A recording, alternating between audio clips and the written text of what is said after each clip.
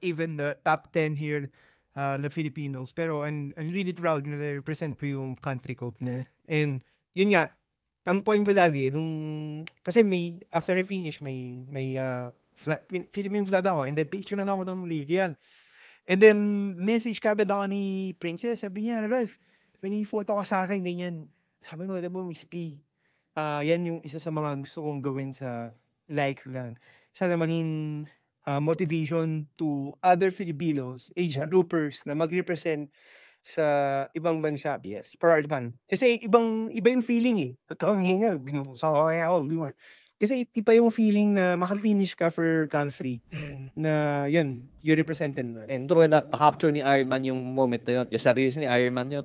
Yung video na yun na parating siya sa finish line, the howling flower. Nalalagay natin yung hanap na. Si Saul, actually, kanina, nandun din, may moment din siya. Sa reels din ni Iron Man. Yan, natuwa lang kasi